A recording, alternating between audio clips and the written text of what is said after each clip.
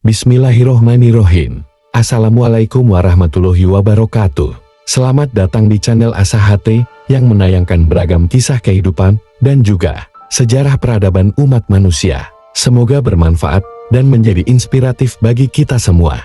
Di tayangan kali ini, menceritakan sebuah kisah nyata yang terjadi di daerah Aceh Tamiang, di mana ada seorang ibu yang meninggal di dalam kuburannya sendiri. Namun sebelum dimulai, ada baiknya saya mengingatkan untuk memberi like, subscribe dan bunyikan lonceng notifikasi untuk perkembangan channel ini. Mari kita masuk ke cerita. Di Provinsi Aceh, Kabupaten Aceh Tamiang, terdapat sebuah keluarga sederhana. Seorang ayah dan ibu beserta ketiga anaknya tinggal seperti layaknya keluarga biasa, di mana sang ayah setiap harinya pergi bekerja dan ibu sibuk mengurusi rumah tangga. Setiap harinya ketiga anaknya pergi ke sekolah, di mana anak yang sulung telah duduk di bangku SMP kelas 2, sementara anak yang kedua duduk di kelas 5 SD. Sedangkan yang bungsu adalah seorang anak perempuan kecil berumur 3 tahun. Suatu ketika di mana saat keluarga itu sedang menjalani aktivitas mereka seperti biasa, tiba-tiba sang ibu dari ketiga anak itu meninggal dunia. Sontak pada saat itu, keluarga yang khususnya ayah dan ketiga anaknya terkejut dan tak kuasa menahan tangis mereka, karena kepergian sang ibu begitu cepat dan serasa tiba-tiba. Sang ibu tidak mengalami sakit atau kecelakaan, dan dengan tiba-tiba RLOHSWT memanggil sang ibu dan meninggalkan keluarganya untuk selama-lamanya. Jenazah ibu diantarkan ke kuburan untuk segera dimakamkan. Setelah proses pemakaman selesai, keluarga pulang ke rumah. Keesokan harinya, putri bungsu itu mengatakan kepada ayahnya tentang perihal mimpinya semalam. Ia pun mengatakan kepada ayahnya bahwa ia bermimpi bertemu dengan almarhumah ibunya, dan ibu mengatakan, "Tolong keluarkan ibu nak dari kuburan ini." Mendengar putri bungsunya berbicara seperti itu, ayah mengatakan, "Sudahlah nak, ibu sudah tidak ada.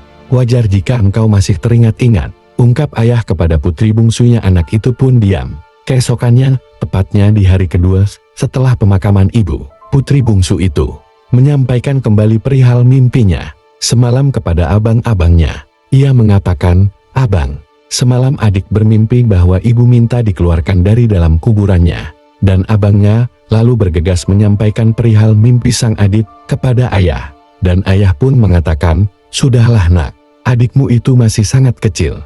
Wajar saja dia sangat sedih sepeninggalan ibumu." Keesokan harinya, tepatnya di hari ketiga setelah pemakaman ibunya, putri bungsu itu kembali memberitahu kepada ayahnya tentang perihal mimpinya, bahwa almarhumah ibu benar-benar minta dikeluarkan dari dalam kuburnya. Putri bungsu itu menangis sejadi-jadinya, dan tetap memaksa sang ayah untuk pergi ke kuburan dan mengeluarkan ibu dari kuburannya. Melihat anak kecilnya terus menangis keras, maka sang ayah menemui aparat kampung dan meminta tolong kepada warga kampung setempat untuk membantunya menggali kembali kuburan almarhumah istrinya. Dengan keadaan yang bingung dan heran, warga kampung pun lekas membantu sang ayah dan pergi ke kuburan istrinya. Semuanya hadir menyaksikan penggalian makam tersebut. Terlebih lagi putri bungsu yang terus menangis menyaksikan penggalian makam ibunya. Setelah penggalian selesai, ternyata mimpi anak kecil itu pun benar dan nyata. Mengapa demikian? Karena para penggali kubur mendapati ibu itu dalam posisi setengah duduk atau seperti tengkurap.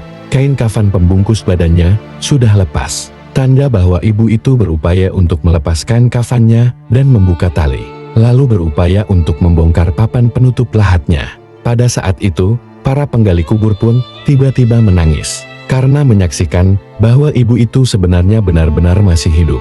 Tapi karena telah terkubur selama 3 hari, maka ia pun meninggal di dalam kuburannya sendiri. Para tetua di kampung itu mengatakan bahwa ibu ini sebenarnya telah mati suri. Lalu ia tersadar saat telah di dalam lahatnya.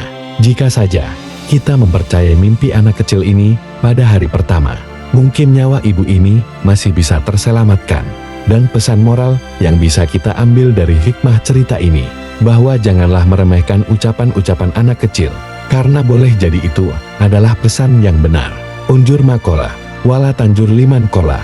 Inilah ungkapan dari ilmu mahfuzut, yang artinya adalah lihat apa yang dikatakannya, dan jangan lihat siapa yang mengatakannya.